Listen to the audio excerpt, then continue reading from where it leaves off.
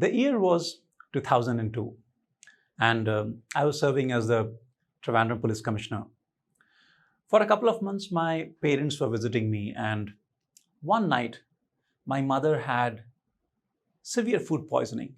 It started with some vomiting, and suddenly the situation became so quickly so bad that we had to just rush her to a hospital. I was in complete panic, not knowing what to do. So I just got her in the car and took her to the nearest hospital. This is the PRS hospital in Trivandrum.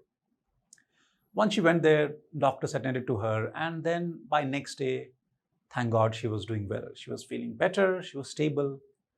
So I just went about my regular office work, and at around 4 o'clock in the evening, I went to the hospital. So near the parking, my driver parked the car, and I came out. And as I was going towards the gate, there was a police patrolling jeep there. And outside the police jeep, there was a police constable who was standing. And when I passed, he wished me and saluted me. So I returned the compliment, and then he asked me in Malayalam. He said, "Sir, how's your mother?" And I was thinking, how does he know? And then he said, "Sir, some other policemen, they told me about it. So maybe they probably heard about this incident." And then he said, "Sir, in fact, I bought a tender coconut, and I went up to the room in which they are, and I gave it to your parents."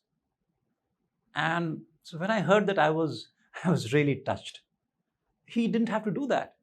And yet it was so nice and so generous of him. Then as I was talking, I felt I had seen him somewhere. But then in Trivandrum City Police, there were a few thousand policemen, so you can't be totally sure. And he realized that. Then he said, "Sir, you remember? In that incident," he mentions one incident, he said, "that is when you had given me punishment." And then it struck me, yeah. When I had taken charge as a police commissioner, at that time, people said situation was really bad. There was a lot of lack of discipline. Things were just not going well. And I wanted to stamp a seal of authority and bring in discipline and structure. So in the beginning, when any kind of minor delinquencies or any such incidents of discipline came up, I started giving very harsh punishment, because I just wanted to make an example out of those cases. And I remembered this was one of those cases. And when this case came up, I thought this was like a bad guy, a terrible guy. So let's show what happens if you're a bad person. And now I realized I was probably wrong.